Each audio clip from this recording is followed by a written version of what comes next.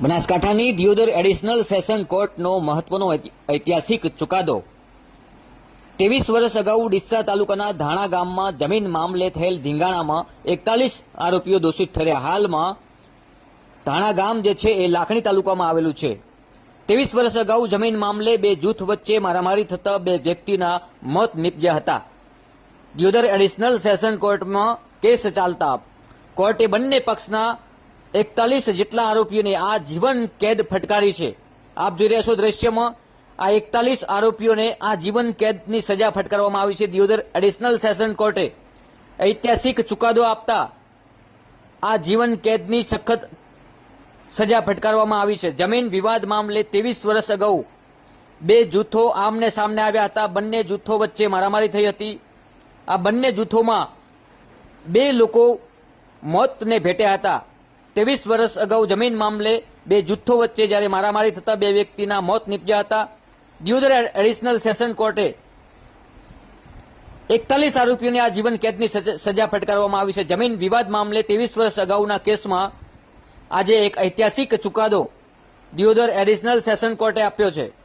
23 વર્ષ અગાઉ આગથલા પોલીસ મથકે સામસામે બંને પક્ષે ફરિયાદ નોંધાવી હતી। મારામારીના બંને પક્ષમાંથી બે વ્યક્તિના મોત નીપજ્યા હતા। આખરે 23 વર્ષે આ ચુકાદો આવ્યો છે। દિયોદર એડિશનલ સેશન કોર્ટે તમામ આરોપીઓને દોષિત ઠેરવી આ જીવન કેદની સજા ફટકારવામાં આવી છે। આપ જોઈ રહ્યા છો દ્રશ્યમાં આ એ જ 41 જેટલા ટોટલ આરોપીઓને આ જીવન કેદની સજા ફટકારવામાં આવી છે। કેટલીક ચર્ચા વિચારણાઓ બાદ 23 વર્ષે આખરે આ એક દિયોદર એડિશનલ સેશન કોર્ટે મહત્વનો અને ઐતિહાસિક ચુકાદો આપ્યો છે। ગુજરાતના ઇતિહાસમાં કહી શકાય તો પણ ચાલે। લાખણી તાલુકાના ધાણા ગામે જમીન મામલે આ ધીંગાણું થયું હતું અને ધીંગાણામાં બે લોકોના મોત નીપજ્યા હતા। જમીનનો વિવાદ કેટલાય પરિવારોને આજે બરબાદ કર્યા કહી શકાય, કારણ કે 41 જેટલા લોકોને આજીવન કેદની સજા ફટકારવામાં આવી છે। કહી શકાય કે 41 જેટલા પરિવારો બરબાદ થયા। કોઈ પણ ગુનાહિત પ્રવૃત્તિ પહેલા પરિવારની સામે જોવું, પરિવારની પાછળ જોવું કે આપણી પાછળ કેટલા લોકો નિર્ભર છે।